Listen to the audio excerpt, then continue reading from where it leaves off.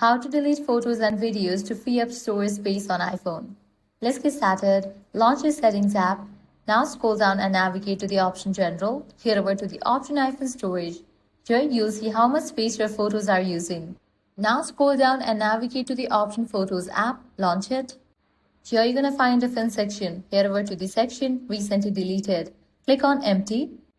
Photos go into recently deleted folder and still take up space.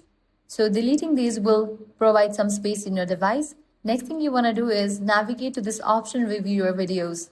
Over here you're going to find the large files. So you can go through these videos and delete the one that consumes the most space. Click on the option Select, checking for the videos that you want to delete. Then click on the delete icon given at the bottom right. Click on the option Delete from this iPhone. And that's it.